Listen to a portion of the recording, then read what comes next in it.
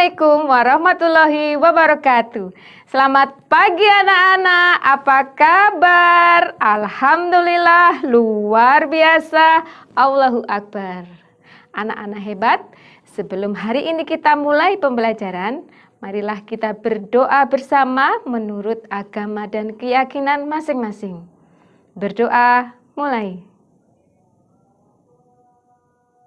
Berdoa selesai. Anak-anakku, jangan lupa selalu laksanakan protokol kesehatan dimanapun kalian berada. Memakai masker, kemudian cuci tangan dengan sabun, dan laksanakan social distancing. Baiklah, hari ini kita akan belajar tema 5 pahlawanku, subtema 2 pahlawanku, kebanggaanku, pembelajaran yang ketiga. Tujuan pembelajarannya yang pertama adalah setelah melakukan percobaan tentang loop, siswa mampu menyimpulkan dan menuliskan laporan tentang sifat-sifat cahaya dan hubungannya dengan penglihatan dengan benar. Yang kedua, setelah membaca teks tentang Sultan Agung, siswa mampu menambah informasi atas pengetahuan yang sudah diketahui dan yang ingin diketahui lebih lanjut dan mampu mempresentasikannya melalui bahasa lisan dan tulisan dengan benar. Baiklah, kita mulai pembelajaran hari ini. Indonesia memiliki pahlawan yang sangat membanggakan. Mereka selalu berjuang untuk membantu orang lain dan juga memberi contoh yang baik untuk kita semua. Hari ini kita akan belajar nanti tentang Sultan Agung. Tapi sebelumnya kita akan belajar tentang lihat. Ada gambar apa di situ? Sudah pernah lihat belum anak-anak? Gambar apa coba? Ada sebuah kaca yang berbentuk bulat. Ada di situ. Sudah lihat? Apa namanya? Itulah alat yang disebut dengan loop atau kaca pembesar. Hari ini kita akan belajar tentang loop. Kalau kalian di rumah punya loop, silahkan diambil, boleh. Sudah? Kita mulai pembelajaran hari ini. Siapkan semua alatnya. Kertas atau buku dan buku tema yang sudah kalian punya. Apa nama benda tadi yang sudah Ibu sebutkan? Ya, loop atau kaca pembesar. Apakah kalian tahu fungsi alat tersebut? Mari kita mempelajari. Loop juga disebut dengan kaca pembesar atau suryakanta. Alat ini sering digunakan oleh tukang jam tangan, tukang servis barang elektronik, dan sebagainya. Loop menggunakan lensa cembung. Loop digunakan untuk melihat benda-benda berukuran kecil sehingga tampak lebih besar. Mau tahu cara kerja loop? Silahkan dibaca, kita baca bersama. Cara kerja loop adalah ketika dilihat dari jarak dekat, suatu benda tampak besar. Tetapi ketika dilihat dari jarak sangat jauh, benda tersebut tampak kecil. Benda berjarak dekat tampak besar karena ukuran bayangan benda yang terbentuk pada retina besar. Sebaliknya, benda yang sama ketika dilihat dari jarak yang sangat jauh, tampak kecil. Karena ukuran bayangan benda yang terbentuk dari retina kita kecil. Jadi, besar atau kecilnya suatu benda yang terlihat oleh mata bergantung pada ukuran bayangan benda yang terbentuk pada retina kita. Besar atau kecilnya bayangan benda yang terbentuk pada retina bergantung pada sudut yang terbentuk antara mata dan benda tersebut. Baiklah, kita akan belajar tentang loop. Hari ini kita akan mempelajari bersama bagaimana cara membuat loop sederhana.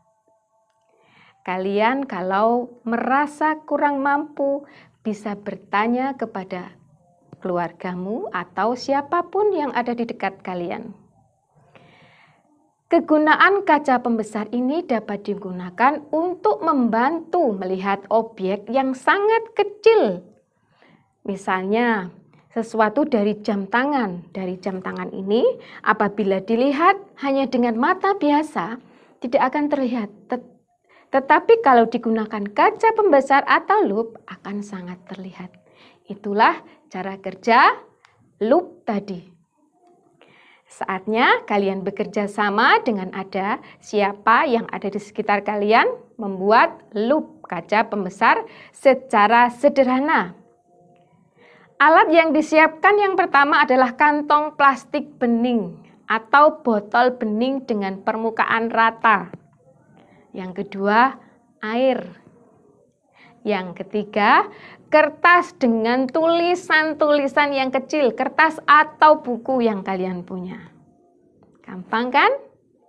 Langkah kerjanya, yang pertama, isi kantong plastik tadi dengan air. Ikat kantong plastik tadi dan letakkan kertas di bawah kantong plastik. Kemudian bandingkan tulisan asli dengan tulisan yang terlihat dari plastik. Seperti ini contohnya. Di gambar ini ada sebuah buku, kemudian plastik yang berisi air itu diletakkan di atas tulisannya. Ya, terlihat bagaimana tulisannya. Lakukan seperti itu. Kalian bisa melakukan seperti itu.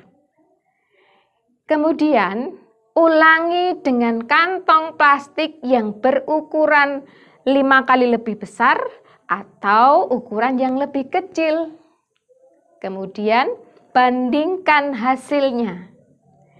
Jadi, setelah tadi kalian mempraktekkan plastik air tadi berada di atas tulisan, bagaimana tulisannya? Jadi terlihat lebih besar atau sama saja atau lebih kecil. Nah, setelah itu menggunakan kantong plastik yang lebih besar lagi ataupun lebih kecil untuk dibandingkan hasilnya. Bisa, hanya seperti ini, seperti di contoh. Bisa ya, laksanakan, jangan sampai airnya tercecer kemana-mana. Tidak usah banyak-banyak airnya. Diisi separuh atau seperempatnya saja tidak apa-apa, supaya tidak kemana-mana airnya. Baiklah, setelah kalian melaksanakan tadi, kemudian menjawab pertanyaan berikut. Laksanakan dengan hati-hati, jangan sampai membuat basah semua tempat. Oke? Apa, yang pertama pertanyaannya, apa perbedaan antara tulisan asli dan tulisan yang terlihat dari plastik? Kalian kan tadi meletakkan plastik di atas tulisan. Nah, yang ditanyakan perbedaannya antara tulisan yang asli dengan tulisan yang terlihat dari plastik. Pertanyaan yang kedua, mengapa perbedaan itu bisa terjadi? Mengapa? Jelaskan. Kemudian yang ketiga, apa kesimpulan yang dapat kamu temukan dari percobaan ini? Bisa? Setelah menjawab pertanyaan tadi, kita lanjutkan membuat laporan percobaan seperti biasa. Kalian sudah sering melaksanakan percobaan dan membuat laporan. Dalam tabel seperti ini, nama percobaannya apa, tujuan percobaannya apa, alat-alat yang dibutuhkan apa saja, Kemudian langkah kerjanya apa saja, dan yang terakhir kesimpulan. Bisa? Gampang kan percobaan kali ini? Laksanakan ya. Jangan lupa tulis laporan. Setelah hasil laporan jadi, silakan difoto, kirimkan kepada Bapak Ibu gurumu melalui grup WhatsApp atau Classroom. Kita lanjutkan pelajaran hari ini. Kemarin kalian sudah belajar tentang Sultan Hasanuddin pada pembelajaran sebelumnya dan nilai-nilai kepahlawannya juga. Sekarang kalian akan belajar nilai-nilai kepahlawanan Sultan Mataram, yaitu Sultan Agung. Sultan Agung memiliki peninggalan dalam bidang budaya, yaitu seni dan kalender Jawa. Peninggalan beliau itu mewarnai budaya masyarakat Jawa. Mari kalian baca teks berikut dalam hati, Ibu bacakan bersama-sama. Baik, kita mulai. Sultan Agung, Sultan Besar. Sultan Agung adalah salah satu raja terkenal yang hidup pada masa Islam. Beliau adalah Raja Mataram. Sultan Agung memerintah antara tahun 1613 sampai 1645. Di bawah kepemimpinannya, Mataram berkembang menjadi kerajaan terbesar di Jawa dan Nusantara pada saat itu. Selain dikenal gigih melawan Belanda, Sultan Agung juga diketahui sebagai budayawan. Sultan Agung memberi perhatian besar kepada kebudayaan Mataram. Beliau memadukan kalender Hijriyah yang dipakai di pesisir utara dengan kalender Saka yang masih dipakai di pedalaman. Sultan Agung juga dikenal sebagai penulis naskah sastra gending. Sultan Agung menetapkan bahasa Bagongan sebagai bahasa yang harus digunakan oleh bangsawan dan pejabat di lingkungan keraton untuk menghilangkan kesenjangan. Bagaimana?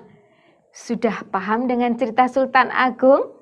Kalau kalian belum paham, silahkan ulangi membacanya. Setelah itu, perhatikan tabel berikut. Isilah dahulu kolom sebelah kiri. Kamu bisa mengisinya berdasarkan teks yang kamu baca atau dari pengetahuan sebelumnya. Kemudian baru diisi teks yang sebelah kanan. Kalian selain hanya dari bacaan tadi, boleh mencari sumber lain, misalnya melalui internet. Silakan. Jawab yang sebelah kiri dulu pertanyaannya, apa yang kamu ketahui tentang Sultan Agung? Sebelah kanan, apa yang ingin kamu ketahui lebih lanjut tentang Sultan Agung? Kalian bisa melengkapi kolom di sebelah kanan dengan bertanya kepada bapak ibumu atau melihat dari bacaan buku di perpustakaan atau dari internet, ya. Kemudian isi dalam tabelmu tadi dalam bentuk tulisan. Bisa tidak? Bisa ya anak-anak? Kemudian kalian harus memuat beberapa tokoh menuliskan dalam situ. Dalam tulisan tadi bukan hanya Sultan Agung tetapi juga menuliskan beberapa tokoh, tempat, dan waktunya, hubungan ketiganya. Jangan lupa menulis dengan ejaan yang benar. Tuliskan dengan tulisan yang rapi. Kemudian dikumpulkan kepada Bapak Ibu gurumu. Kalau masih bingung, kalian boleh bertanya kepada orang tuamu.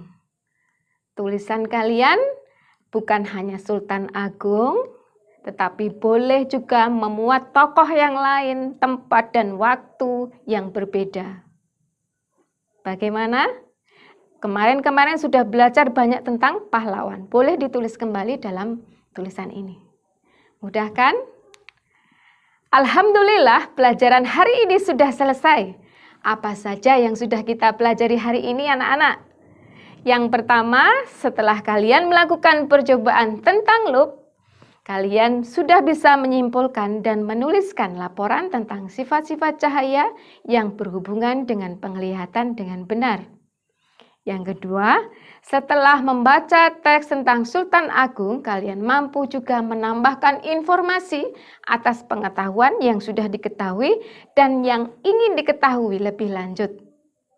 Dan kalian mampu mempresentasikannya di dalam rumah.